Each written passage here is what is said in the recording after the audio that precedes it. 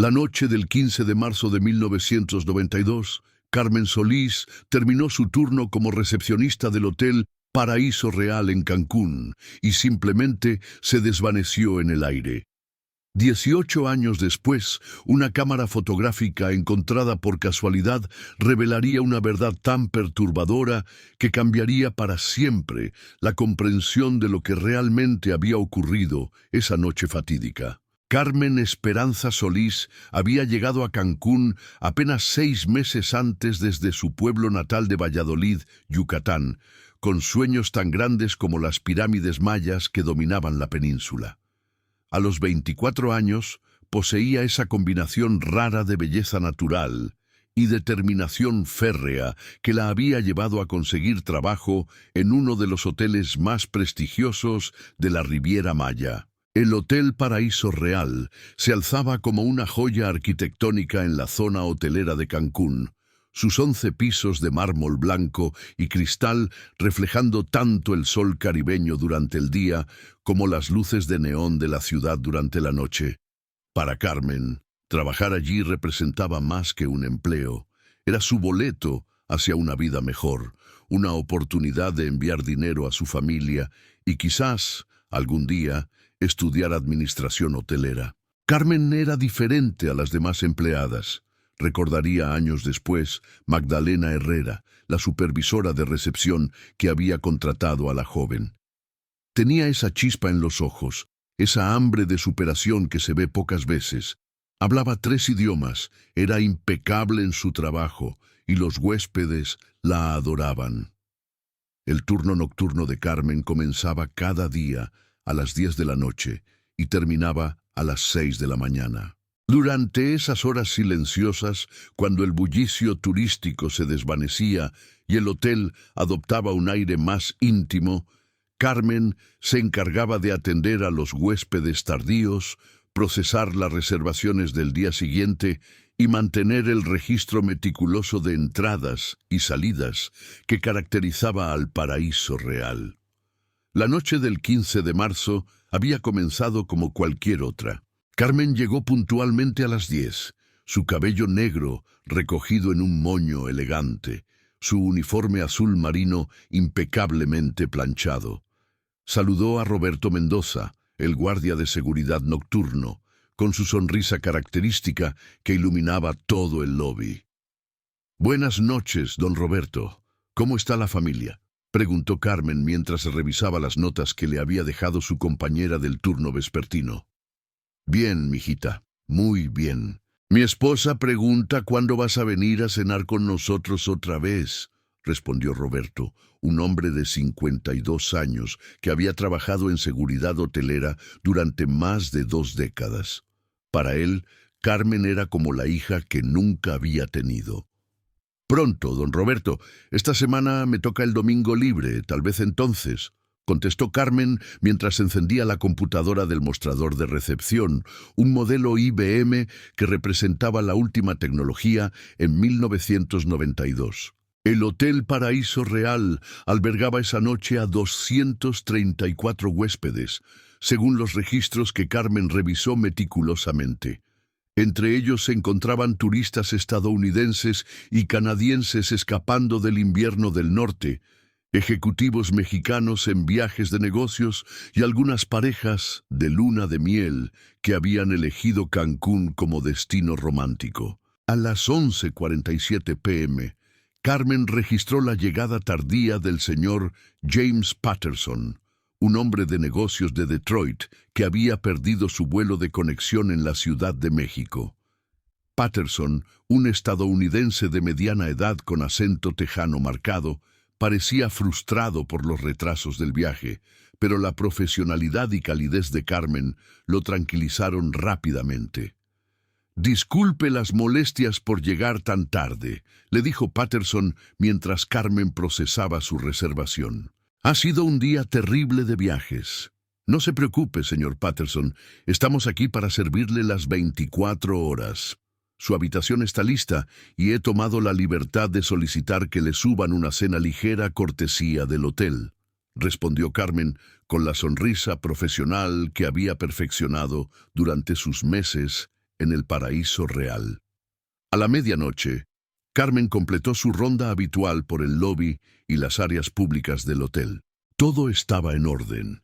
Las fuentes funcionaban correctamente, las luces decorativas creaban el ambiente apropiado y el personal de limpieza nocturno trabajaba discretamente manteniendo los estándares impecables del establecimiento. Durante su recorrido, Carmen notó la presencia de 3 hombres que no reconocía sentados en el bar del lobby, que oficialmente había cerrado a las 11. Los hombres vestían trajes caros, pero llevaban una actitud que no encajaba con el ambiente refinado del hotel. Uno de ellos, un hombre corpulento con bigote espeso, observaba constantemente hacia el mostrador de recepción. ¿Puedo ayudarles en algo, señores?, preguntó Carmen acercándose a la mesa con su profesionalismo característico, aunque algo en la actitud de los hombres la hacía sentir incómoda. No, señorita, estamos bien, solo esperando a alguien, respondió el hombre del bigote, con un acento que Carmen no pudo identificar completamente, aunque detectó inflexiones del norte de México.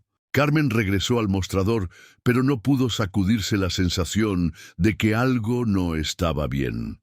Los hombres continuaron en el bar durante más de 1 hora, pidiendo bebidas ocasionalmente, pero principalmente observando el movimiento del lobby. Su presencia violaba las políticas del hotel, pero Carmen dudó en llamar a seguridad sin una razón más concreta. A la 1:15 a.m., Carmen recibió una llamada telefónica interna desde la habitación 847. La voz del huésped sonaba agitada y ligeramente ebria. «Señorita, necesito que alguien suba inmediatamente. Hay ruidos extraños viniendo de la habitación de al lado, como si estuvieran moviendo muebles pesados. No puedo dormir». Carmen consultó el registro y confirmó que la habitación 846 estaba ocupada por una pareja de turistas alemanes que habían llegado esa tarde. Sin embargo, cuando intentó contactar la habitación 846 para investigar la queja, nadie respondió al teléfono. «Don Roberto», llamó Carmen al guardia de seguridad, «¿podría acompañarme al 8º piso? Tenemos una queja de ruido y no logro contactar a los huéspedes de la habitación involucrada». Roberto accedió inmediatamente y juntos subieron al 8º piso en el ascensor. El pasillo estaba silencioso y bien iluminado, sin señales obvias de disturbios.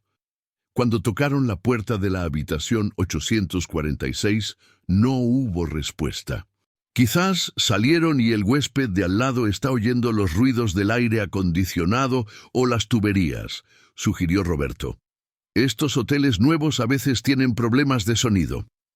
Carmen no quedó completamente convencida, pero decidió aceptar la explicación de Roberto. Regresaron al lobby, donde los 3 hombres misteriosos finalmente se habían marchado.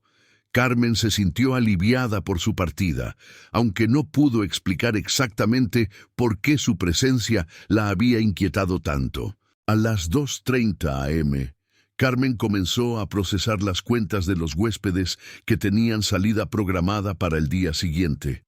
Era un trabajo meticuloso que requería revisar cada cargo, desde las llamadas telefónicas hasta los consumos del minibar.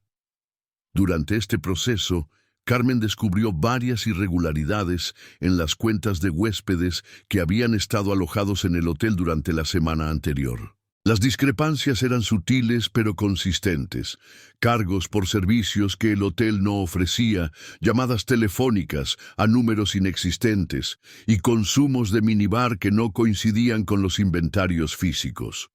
Para alguien menos meticulosa que Carmen, estas irregularidades habrían pasado desapercibidas. Carmen decidió documentar sus hallazgos en un cuaderno personal que siempre llevaba consigo. Su formación en contabilidad básica adquirida en su pueblo natal le había enseñado la importancia de mantener registros precisos. Sin saberlo, este hábito meticuloso estaba a punto de costarle muy caro. A las 3:45 a.m., el teléfono del lobby sonó con una llamada externa. La voz del otro lado de la línea preguntó específicamente por Carmen, lo cual era inusual, dado que las llamadas nocturnas normalmente se dirigían a los huéspedes o a servicios específicos del hotel. Hotel Paraíso Real, buenas noches, habla Carmen. ¿En qué puedo servirle? Carmen Solís, necesitamos hablar contigo. Es urgente, dijo una voz masculina que sonaba tensa y autoritaria.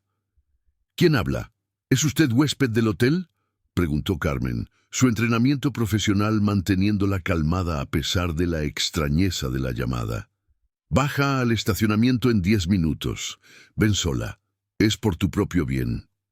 La línea se cortó antes de que Carmen pudiera responder. Su corazón comenzó a latir más rápido mientras consideraba qué hacer. Su instinto le decía que algo estaba terriblemente mal, pero también se preguntaba si podría estar relacionado con algún problema familiar en Valladolid. Carmen decidió informar a Roberto sobre la llamada extraña antes de tomar cualquier decisión. Sin embargo, cuando fue a buscarlo a su puesto habitual cerca de la entrada principal, descubrió que no estaba allí. Su radio portátil estaba sobre el escritorio, pero Roberto había desaparecido. La ausencia de Roberto aumentó significativamente la ansiedad de Carmen. En sus 6 meses trabajando en el hotel, nunca había visto al guardia abandonar su puesto sin avisar. Roberto era la personificación de la responsabilidad y la confiabilidad. A las 4:00 a.m. exactamente, Carmen tomó una decisión que cambiaría su vida para siempre. Decidió bajar al estacionamiento para confrontar a quien la había llamado, pero primero dejó una nota detallada en el cuaderno del mostrador de recepción, documentando la llamada extraña, las irregularidades contables que había descubierto y su preocupación por la desaparición de Roberto.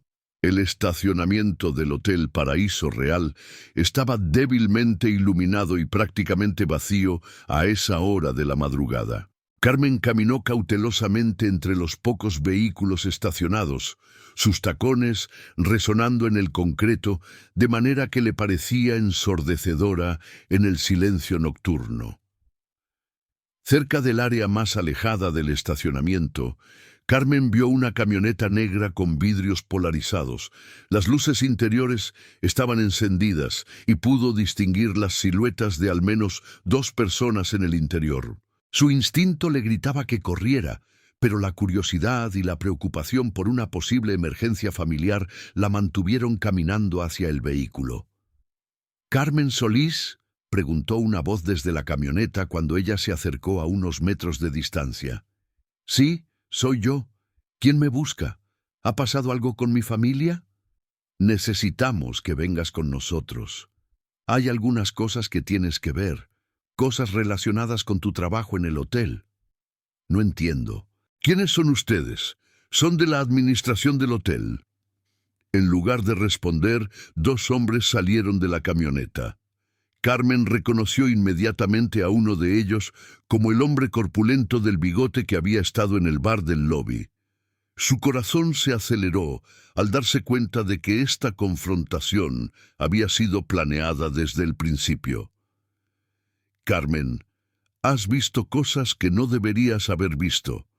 Has hecho preguntas que no deberías haber hecho. Pero tenemos una propuesta para ti», dijo el hombre del bigote con una sonrisa que no llegaba a sus ojos. «No sé de qué está hablando. Solo hago mi trabajo en recepción», respondió Carmen, dando un paso atrás instintivamente.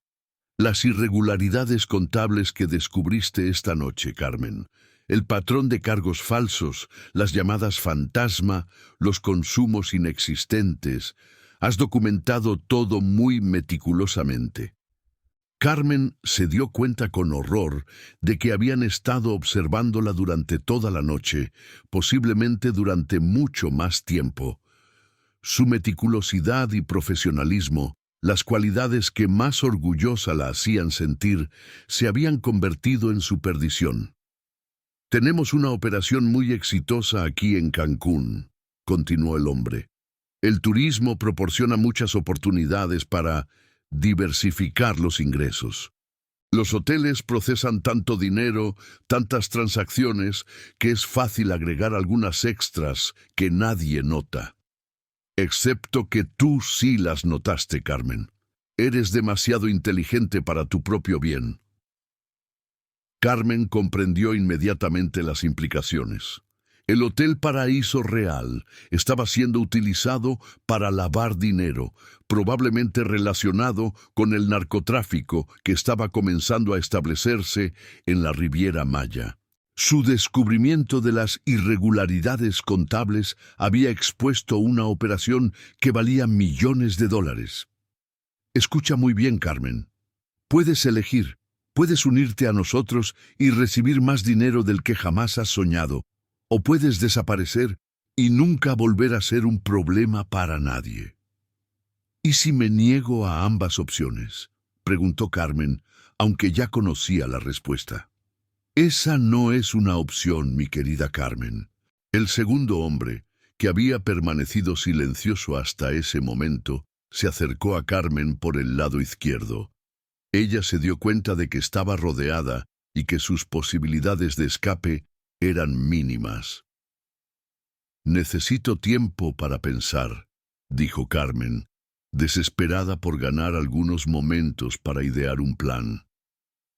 «El tiempo se agotó hace horas, cuando decidiste documentar lo que viste», respondió el hombre del bigote.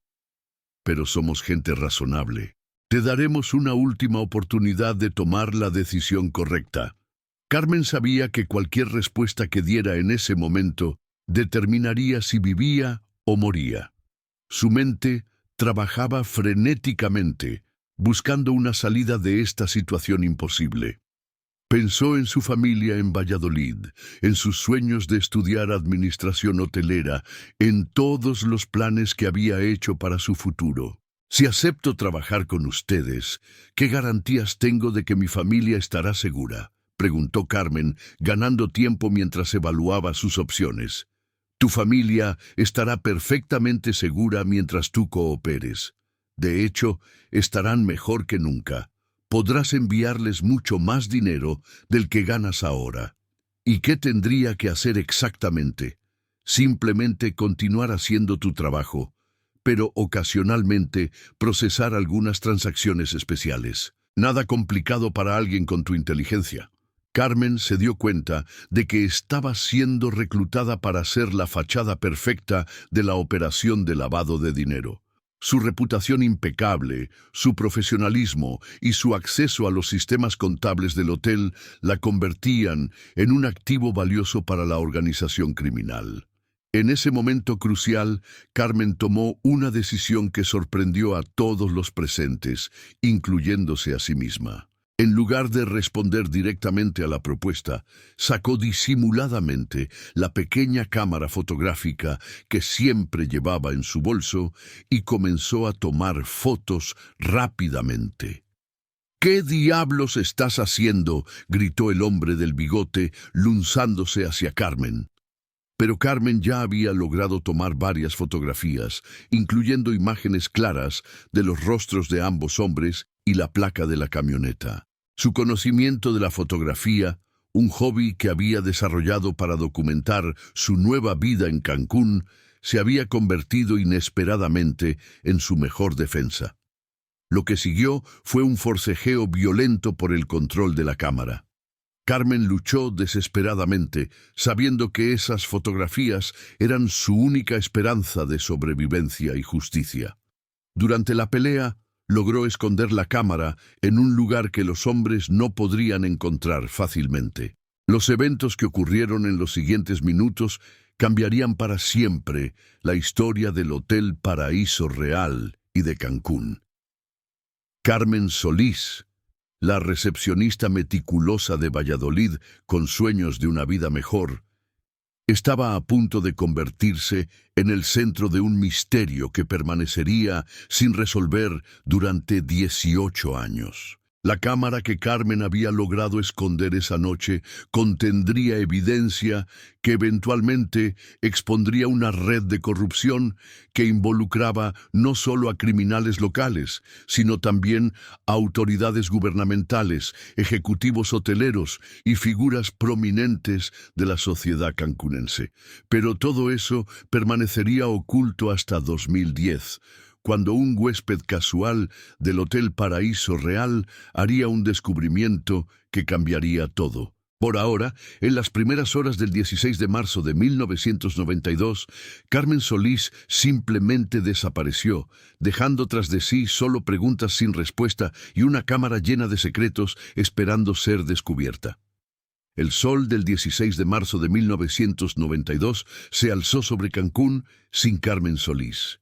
Su ausencia no fue notada inmediatamente, ya que su turno había terminado oficialmente a las 6 de la mañana. Fue Magdalena Herrera, llegando para el turno matutino a las 7, quien primero se dio cuenta de que algo estaba terriblemente mal en el Hotel Paraíso Real. La recepción estaba abandonada, las luces principales permanecían encendidas y la computadora mostraba la pantalla de inicio de sesión de Carmen aún activa. Más inquietante aún, Roberto Mendoza, el guardia de seguridad nocturno, también había desaparecido sin dejar rastro de su paradero. Inmediatamente supe que algo había pasado, recordaría Magdalena años después. Carmen jamás habría abandonado su puesto sin completar todos los procedimientos de cierre. Era meticulosa hasta el último detalle, obsesiva con el protocolo. La primera llamada de emergencia se realizó a las 7:23 am, cuando Magdalena contactó a la gerencia del hotel y posteriormente a las autoridades locales. Para las 8:00 am, el Hotel Paraíso Real se había convertido en una escena de crimen potencial, con policías estatales y federales comenzando la investigación más compleja que Cancún había visto hasta ese momento. El detective inspector Miguel Ángel Vázquez de la Policía Judicial del Estado de Quintana Roo fue asignado como investigador principal del caso. Con 20 años de experiencia en crímenes violentos, Vázquez había visto de todo, desde robos turísticos hasta homicidios relacionados con drogas. Sin embargo, la desaparición simultánea de Carmen y Roberto presentaba características únicas que lo desconcertaron desde el primer día. No había signos de lucha en la recepción, no había sangre, no había evidencia de forcejeo, explicó Vázquez durante una entrevista años después. Era como si ambas personas simplemente se hubieran evaporado. En mis 20 años de carrera, nunca había visto algo así. La investigación inicial reveló algunos detalles inquietantes. Las cámaras de seguridad del hotel habían sido misteriosamente desactivadas entre las 3:30 y las 5:00 am, precisamente durante la ventana de tiempo cuando ocurrió la desaparición. Los sistemas de respaldo también habían fallado simultáneamente, algo que los técnicos describieron como estadísticamente imposible sin intervención deliberada. Roberto Mendoza fue encontrado 3 días después, inconsciente en un terreno baldío a 15 kilómetros del hotel. Había sido drogado con una sustancia que los médicos no pudieron identificar completamente y sufría de amnesia parcial que abarcaba las últimas 6 horas de su turno. Sus recuerdos de esa noche terminaban abruptamente a las 12:00 am. Lo último que recuerdo es estar revisando las puertas del primer piso, declaró Roberto a los investigadores una vez que se recuperó lo suficiente para hablar. Después de eso, todo es oscuridad hasta que desperté en el hospital. Es como si alguien hubiera borrado esas horas de mi mente. Los médicos que trataron a Roberto confirmaron que había sido expuesto a una droga sofisticada que causaba amnesia temporal sin daños físicos permanentes. Esta sustancia no estaba disponible comercialmente y sugería la participación de individuos con acceso a químicos especializados. La familia de Carmen en Valladolid fue devastada por la noticia de su desaparición. Su madre, Esperanza Solís, viajó inmediatamente a Cancún para participar en los esfuerzos de búsqueda. Su padre, don Aurelio, un campesino de maíz que raramente había salido de su pueblo natal, se sintió completamente perdido en el mundo urbano y turístico de Cancún. Mi Carmen era una niña buena, trabajadora, sin enemigos, declaró Esperanza a los medios de comunicación locales. Ella vino aquí a construir un futuro mejor para toda la familia. Alguien sabe qué le pasó a mi hija y no vamos a parar hasta encontrar la verdad. La búsqueda de Carmen se extendió por toda la península de Yucatán. Voluntarios de Valladolid organizaron expediciones para peinar la selva circundante, mientras que buzos profesionales exploraron los cenotes y cavernas submarinas de la región. La Armada de México desplegó embarcaciones para rastrear las costas del Caribe, temiendo que Carmen hubiera sido víctima de tráfico humano. Sin embargo, después de 3 semanas de búsqueda intensiva, no se encontró ni un solo rastro físico de Carmen. Era como si la tierra se la hubiera tragado completamente. Los investigadores comenzaron a considerar teorías más siniestras sobre su desaparición. El detective Vázquez descubrió durante su investigación que el Hotel Paraíso Real había experimentado varias irregularidades financieras en los meses anteriores a la desaparición de Carmen. Auditorías internas habían revelado discrepancias en las cuentas que no pudieron ser explicadas satisfactoriamente por la administración. Carmen había descubierto algo, concluyó Vázquez. Su meticulosidad y honestidad la habían puesto en peligro. Alguien no quería que esa información llegara a las autoridades. La investigación reveló conexiones inquietantes entre el Hotel Paraíso Real y figuras prominentes de la política local. Varios funcionarios gubernamentales habían sido huéspedes frecuentes del hotel, recibiendo tarifas preferenciales y servicios especiales que no se documentaban adecuadamente en los registros oficiales. Carlos Mendoza, entonces secretario de Turismo del Estado de Quintana Roo, había visitado el hotel en múltiples ocasiones durante los meses previos a la desaparición de Carmen. Sus visitas no estaban relacionadas con funciones oficiales y los gastos asociados no aparecían en los presupuestos gubernamentales. Había un patrón de lavado de dinero operando a través del hotel, explicó el contador forense Jorge Ramírez, quien fue contratado para analizar los registros financieros. Dinero en efectivo entraba a través de servicios ficticios, se procesaba como ingresos legítimos del hotel y salía limpio hacia cuentas bancarias en el extranjero. La administración del Hotel Paraíso Real negó categóricamente cualquier conocimiento de actividades ilegales. Gerardo Escalante, el gerente general, insistió en que todas las operaciones del hotel se conducían de acuerdo con las regulaciones gubernamentales y las mejores prácticas de la industria hotelera. Carmen Solís era una empleada ejemplar y su desaparición es una tragedia que nos afecta profundamente, declaró Escalante en una conferencia de prensa. Estamos cooperando completamente con las autoridades y esperamos que se encuentre pronto, sana y salva. Sin embargo, investigaciones posteriores revelaron que Escalante había mentido sobre varios aspectos de las operaciones del hotel. Los registros mostraban que había autorizado personalmente muchas de las transacciones irregulares que Carmen había comenzado a documentar. A medida que la investigación progresaba, se hizo evidente que la desaparición de Carmen estaba conectada con una red criminal mucho más amplia de lo que inicialmente se había sospechado. El narcotráfico estaba comenzando a establecer operaciones significativas en la Riviera Maya, utilizando la infraestructura turística como cobertura para sus actividades. El Cártel de Cancún, como posteriormente sería conocido, había identificado los hoteles de lujo como vehículos perfectos para el lavado de dinero. Los altos volúmenes de transacciones en efectivo, la clientela internacional y la complejidad de los servicios hoteleros proporcionaban múltiples oportunidades para ocultar ganancias ilícitas. Carmen había inadvertidamente descubierto el esquema en sus primeras etapas de implementación. Su documentación meticulosa de las irregularidades contables representaba una amenaza existencial para una operación que eventualmente movería millones de dólares anualmente.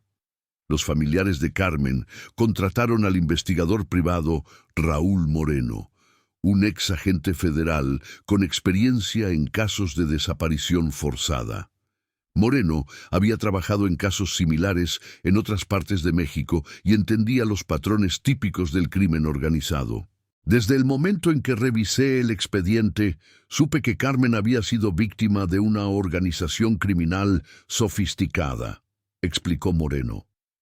La eliminación de evidencia, la amnesia inducida del guardia de seguridad, la desactivación coordinada de los sistemas de seguridad, todo indicaba planificación profesional.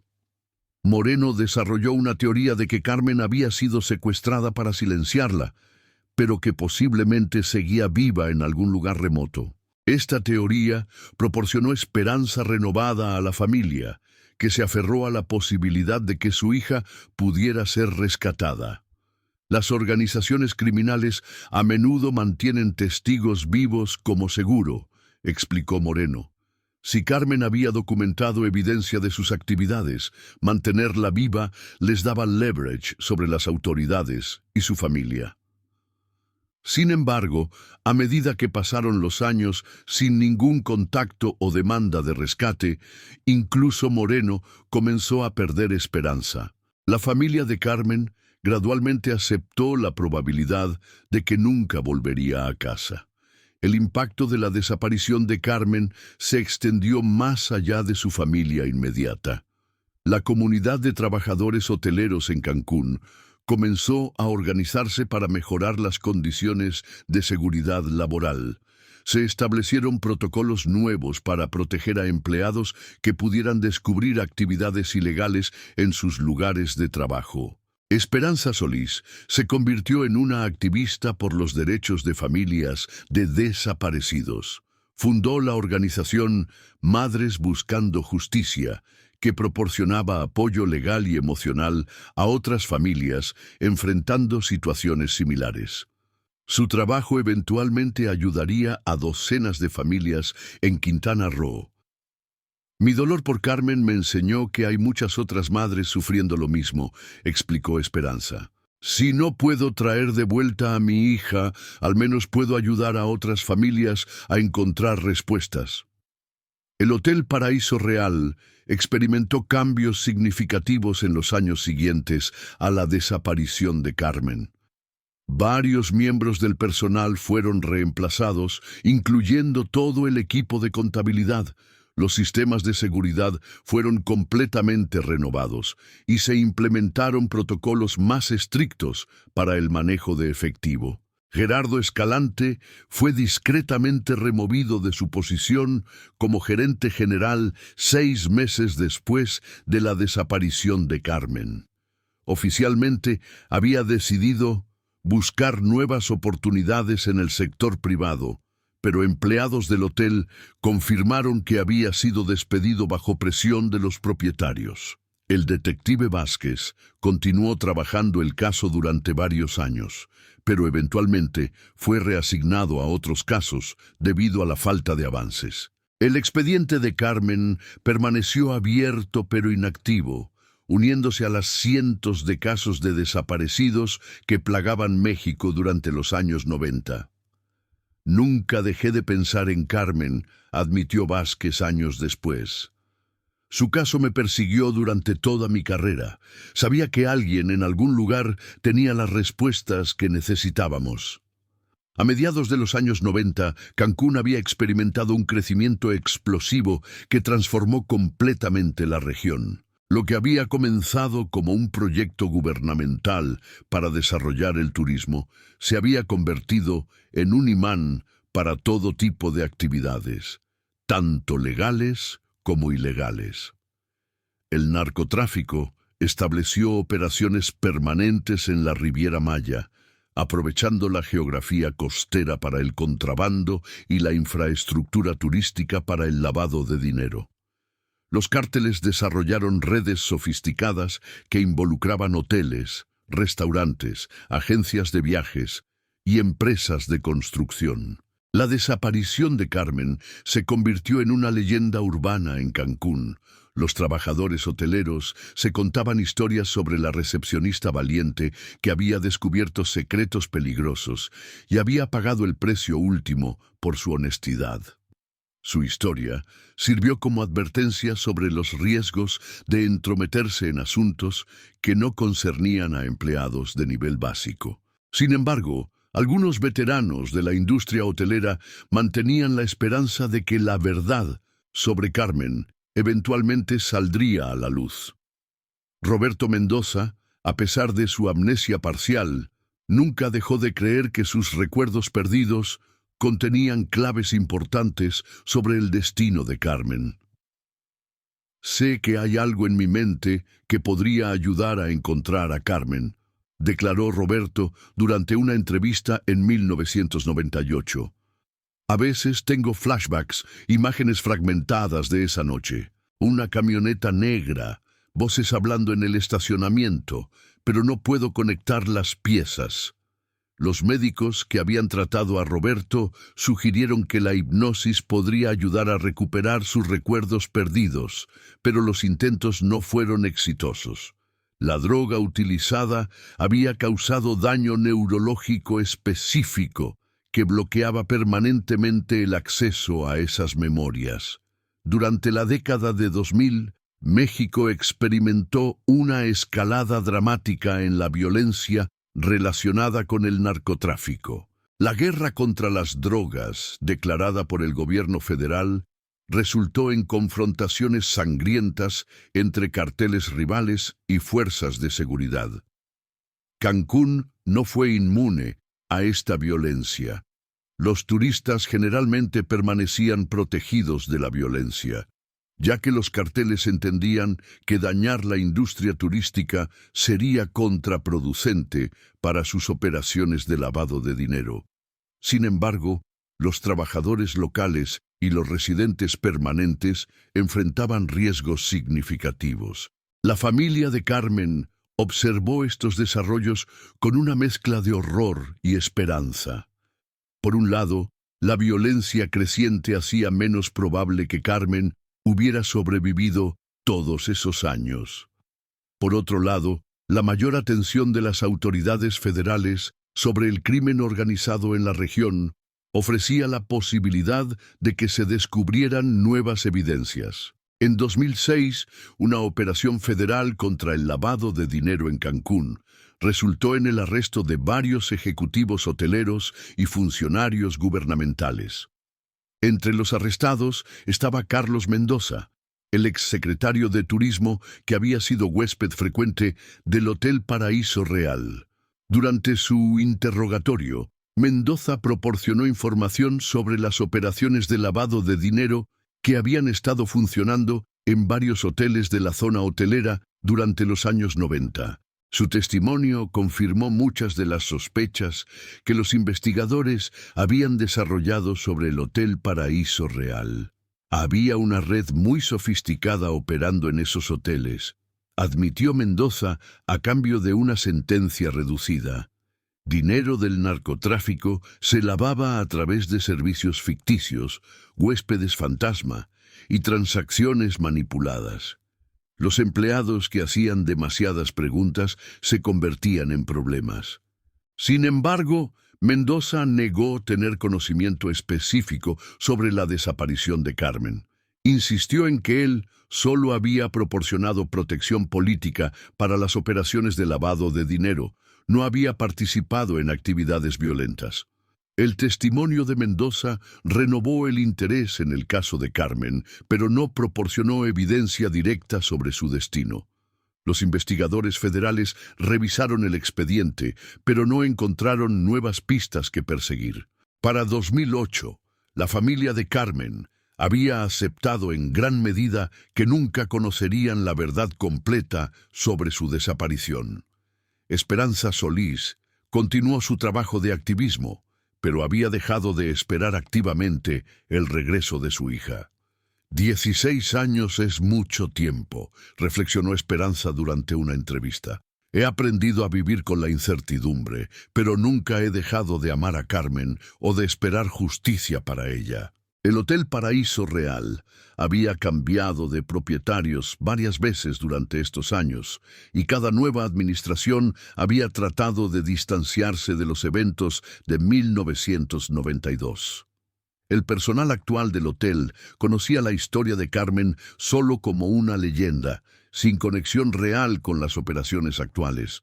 Roberto Mendoza se había jubilado del trabajo de seguridad y operaba un pequeño negocio de reparación de automóviles en las afueras de Cancún. Aunque había encontrado paz en su nueva vida, la culpa por no haber podido proteger a Carmen lo acompañaba diariamente. Todavía sueño con esa noche, admitió Roberto. Sueño que recuerdo lo que pasó, que puedo salvar a Carmen, pero siempre me despierto con las manos vacías. Lo que ninguno de ellos sabía era que en 2010, un huésped casual del Hotel Paraíso Real haría un descubrimiento que cambiaría todo. La verdad sobre Carmen Solís había estado esperando pacientemente durante 18 años, oculta en un lugar donde nadie había pensado buscar. La cámara fotográfica que Carmen había logrado esconder durante sus últimos momentos de libertad estaba a punto de revelar secretos que expondrían no solo a sus captores, sino a toda la red de corrupción que había permitido que su desaparición permaneciera sin resolver durante casi 2 décadas. Los años de silencio finalmente estaban llegando a su fin. El 12 de octubre de 2010, exactamente 18 años y 7 meses después de la desaparición de Carmen Solís, un huésped estadounidense llamado David Thompson hizo un descubrimiento que cambiaría para siempre la comprensión de lo que realmente había ocurrido esa noche fatídica en el Hotel Paraíso Real. Thompson, un arquitecto de Phoenix, Arizona, se hospedaba en la habitación 847 del hotel durante unas vacaciones familiares, cuando notó que el aire acondicionado no funcionaba correctamente.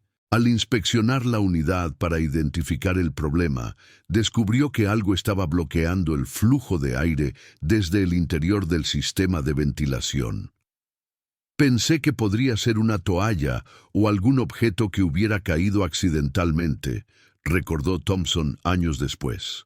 Nunca imaginé que lo que encontraría resolvería un misterio de casi 2 décadas. Con la ayuda de un destornillador que había traído para reparaciones menores durante su viaje, Thompson removió la rejilla frontal del aire acondicionado. Sus dedos tocaron un objeto envuelto en plástico que había estado oculto en el ducto de ventilación durante todos esos años. El objeto era una cámara fotográfica Kodak desechable, cuidadosamente envuelta en múltiples capas de bolsas plásticas para protegerla de la humedad. Adjunta a la cámara había una nota escrita a mano en español, con letra claramente femenina y urgente. Si alguien encuentra esto, por favor entreguen a la policía. Soy Carmen Solís, recepcionista del hotel. Han descubierto que sé sobre el lavado de dinero. Las fotos en esta cámara muestran a los responsables. Por favor, encuentren a mi familia en Valladolid y díganles que los amo. 16 de marzo. 1992. Thompson, quien hablaba español básico debido a proyectos de trabajo en México, comprendió inmediatamente la importancia de su descubrimiento. Sin perder tiempo, contactó a la administración del hotel y posteriormente a las autoridades locales. La llegada de la policía al Hotel Paraíso Real esa tarde marcó el comienzo de la fase final de la investigación más larga en la historia de Cancún. El detective inspector Carlos Herrera, quien había asumido el caso después de la jubilación de Miguel Ángel Vázquez, reconoció inmediatamente el nombre de Carmen Solís. Había escuchado sobre el caso durante toda mi carrera. explicó Herrera. Era una leyenda en el departamento, el caso que nunca se pudo resolver. Cuando vi esa nota con su letra y la fecha, supe que estábamos a punto de descubrir la verdad. La cámara fue transportada inmediatamente al laboratorio forense de la Procuraduría General de Justicia del Estado. Los técnicos especialistas en fotografía antigua trabajaron cuidadosamente para revelar las imágenes que habían permanecido latentes durante 18 años. El proceso de revelado tomó 3 días, ya que los químicos fotográficos dentro de la cámara se habían degradado parcialmente. Sin embargo, la protección plástica y las condiciones estables del ducto de ventilación habían preservado las imágenes lo suficientemente bien para ser recuperadas. Las 24 fotos contenidas en la cámara revelaron una historia que superó incluso las teorías más oscuras que los investigadores habían desarrollado sobre la desaparición de Carmen. Las primeras imágenes mostraban la vida normal de Carmen en Cancún, fotos de su trabajo en el hotel, momentos con compañeros empleados y vistas turísticas de la ciudad. Sin embargo, las últimas 8 fotos contaban una historia completamente diferente. Tomadas en la madrugada del 16 de marzo de 1992, mostraban con claridad cristalina los eventos que habían llevado a la desaparición de Carmen. La primera de estas fotos cruciales mostraba a 2 hombres corpulentos aproximándose a Carmen en el estacionamiento del hotel. Aunque la imagen estaba tomada en condiciones de poca luz, las características faciales de ambos hombres eran claramente distinguibles. La segunda foto capturó el momento exacto en que uno de los hombres le mostraba a Carmen una identificación oficial. La imagen revelaba que se trataba de una credencial de la Policía Judicial Federal, no de criminales comunes, como se había asumido durante años. Las fotos subsecuentes documentaron la conversación entre Carmen y los agentes federales. En una de las imágenes más impactantes, Carmen aparecía entregando voluntariamente un cuaderno a uno de los hombres, aparentemente cooperando con lo que creía era una investigación oficial. La séptima foto mostraba a Carmen subiendo voluntariamente a la camioneta negra sin signos de forcejeo o coerción visible. Esta imagen contradecía completamente las teorías de secuestro que habían dominado la investigación durante años. La última foto de la secuencia había sido tomada desde el interior de la camioneta y mostraba el rostro de Carmen con una expresión de shock y terror cuando aparentemente se dio cuenta de que había sido engañada. En el fondo de la imagen, otro vehículo era visible con placas gubernamentales claramente legibles. El análisis forense de las fotografías confirmó su autenticidad. Los expertos en análisis de imágenes determinaron que las fotos no habían sido manipuladas y que correspondían efectivamente a la tecnología de cámara disponible en 1992. La identificación de los individuos en las fotografías se convirtió en la prioridad principal de la investigación renovada. Los rostros fueron comparados con bases de datos de personal de seguridad federal y estatal que había estado activo en 1992. El primer hombre fue identificado como el comandante Ricardo Salinas, quien había servido en la Policía Judicial Federal durante los años 90.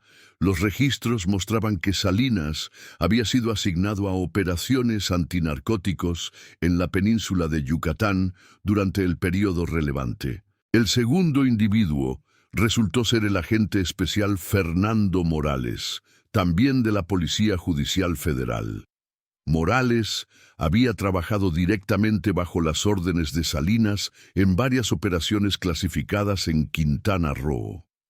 La investigación sobre estos 2 agentes reveló una historia de corrupción que se extendía hasta los niveles más altos del gobierno federal. Tanto Salinas como Morales habían estado en la nómina del Cártel de Cancún desde 1991, proporcionando protección oficial para las operaciones de lavado de dinero. Los registros bancarios, obtenidos mediante órdenes judiciales especiales, mostraron que ambos agentes habían recibido pagos regulares de empresas fachada controladas por el cártel. Los montos eran sustancialmente mayores que sus salarios oficiales, indicando una corrupción sistemática y prolongada. El detective Herrera coordinó con la Procuraduría General de la República para rastrear a Salinas y Morales. Sin embargo, el destino de ambos exagentes complicó significativamente los esfuerzos de justicia. Ricardo Salinas había muerto en 1998 durante un enfrentamiento con agentes federales en Tijuana. Según los reportes oficiales, había sido eliminado mientras participaba en una operación de narcotráfico. Su muerte había sido celebrada como un éxito en la lucha contra la corrupción policial. Fernando Morales había desaparecido en 2001 después de que una investigación interna descubriera evidencia de su participación en actividades criminales. Se presumía que había huido a América del Sur, donde varios exagentes corruptos habían encontrado refugio. Sin embargo, los investigadores lograron rastrear a otros miembros de la red de corrupción que había operado en Cancún durante los años 90. Las fotografías de Carmen proporcionaron evidencia crucial que permitió identificar y procesar a varios funcionarios que aún estaban vivos. Carlos Mendoza, el exsecretario de Turismo que ya estaba cumpliendo una sentencia por lavado de dinero, fue confrontado con las nuevas evidencias. Enfrentado con pruebas fotográficas irrefutables, finalmente confesó su conocimiento sobre el destino de Carmen Solís. Carmen se había convertido en un problema muy serio para toda la operación, admitió Mendoza durante un interrogatorio grabado. Había documentado demasiado, sabía demasiado. Salinas y Morales fueron enviados para neutralizar la amenaza. Según el testimonio de Mendoza, el plan original había sido convencer a Carmen de unirse a la operación de lavado de dinero mediante sobornos y amenazas. Los agentes corruptos habían utilizado credenciales federales falsificadas para ganar su confianza inicial. La idea era hacerle creer que estaba cooperando con una investigación federal, explicó Mendoza.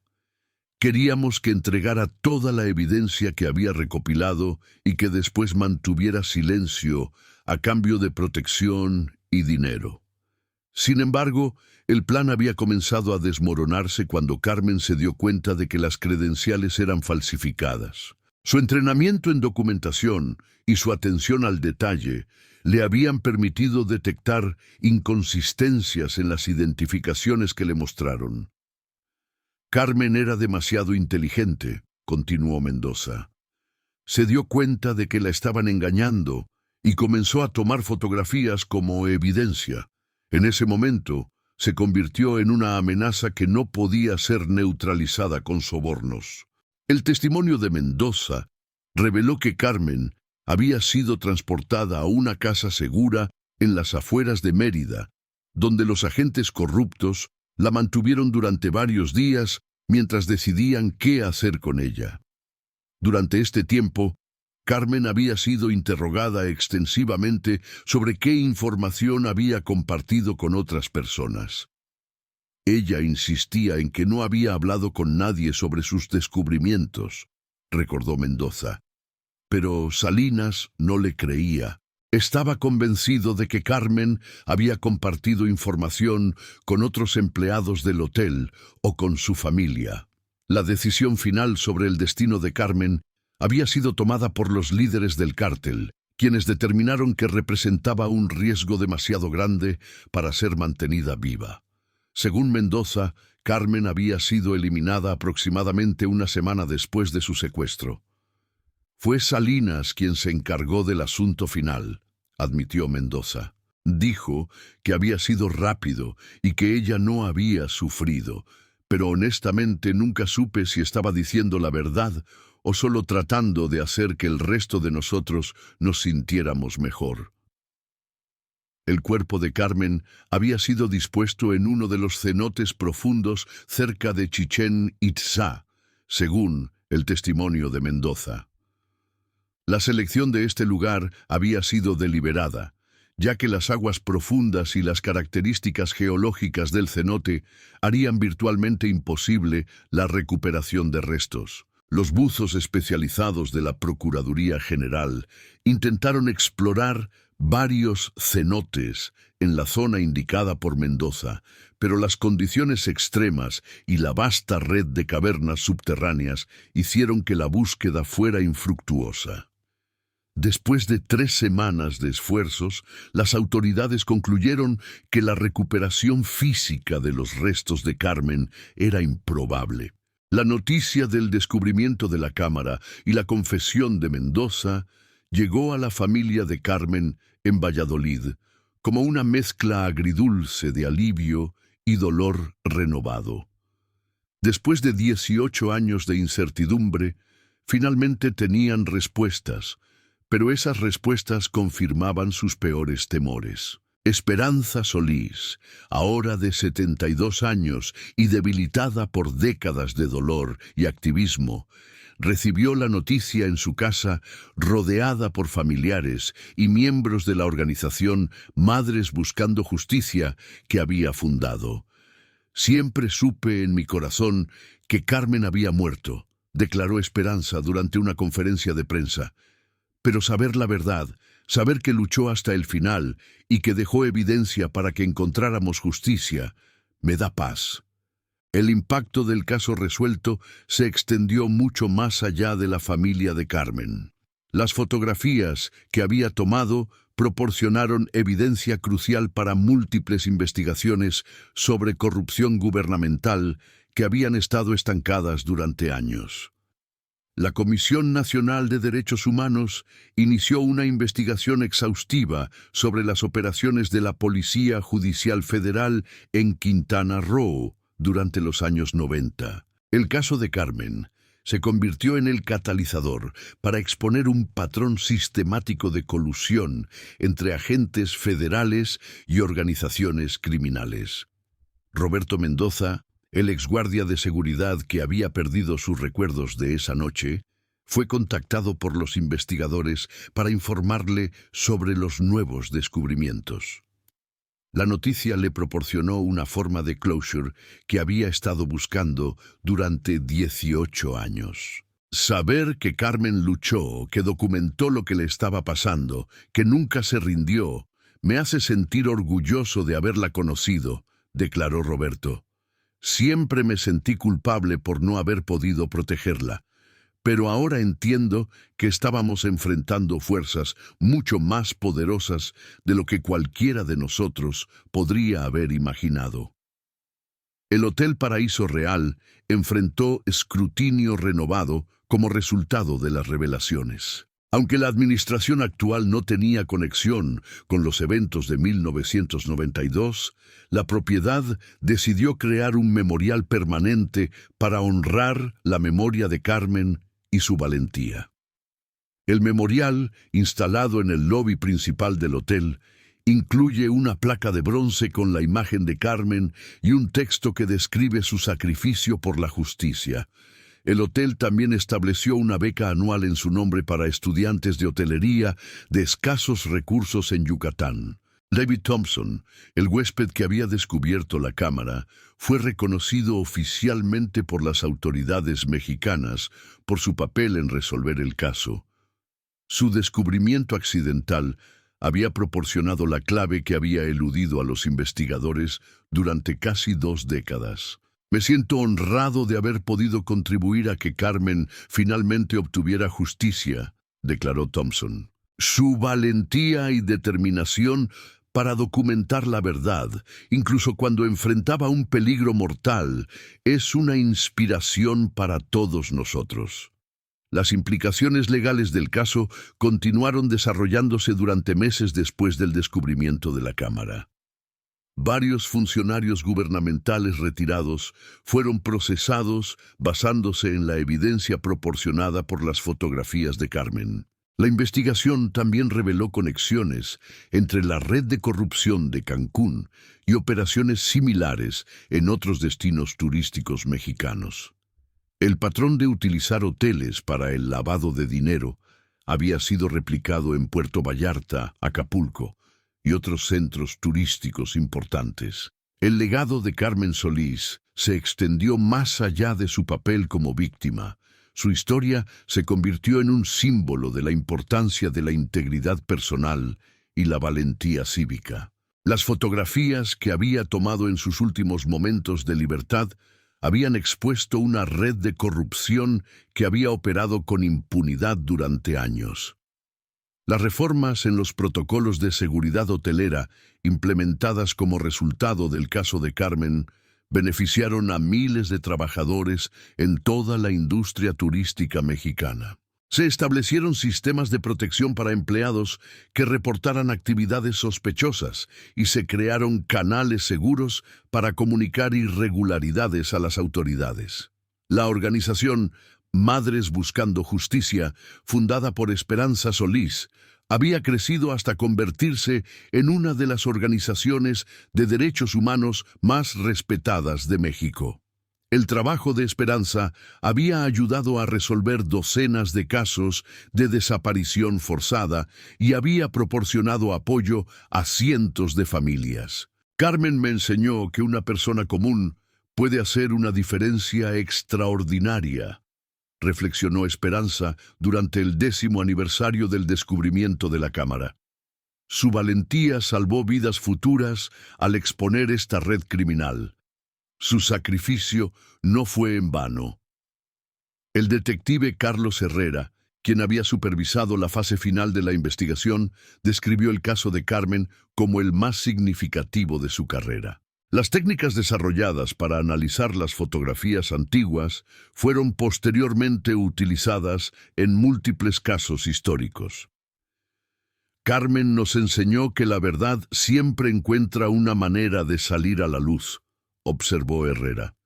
Puede tomar años, incluso décadas, pero la perseverancia y la documentación meticulosa eventualmente prevalecen sobre la corrupción y el crimen. La historia de Carmen Solís se convirtió en materia de estudio en escuelas de criminología y cursos de ética empresarial en todo México.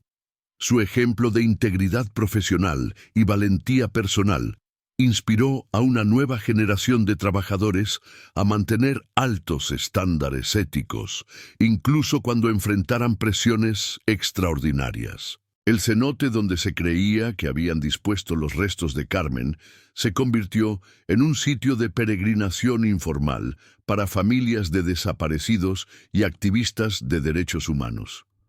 Aunque nunca se recuperaron restos físicos, el lugar simbolizaba la lucha continua por la justicia en México.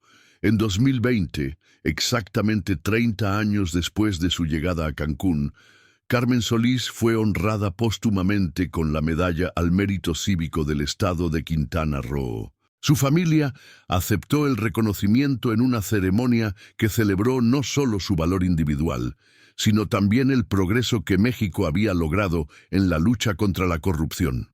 La cámara fotográfica que Carmen había escondido tan cuidadosamente esa noche de marzo fue preservada como evidencia histórica en el Archivo Nacional de México.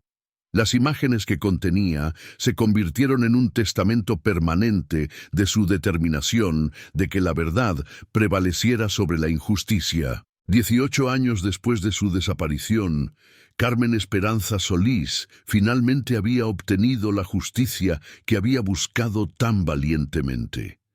Su historia permanecería como un recordatorio eterno de que una persona común, armada solamente con valentía y una cámara, podía cambiar el curso de la historia y asegurar que la verdad eventualmente triunfara sobre las fuerzas más oscuras de la corrupción y el crimen.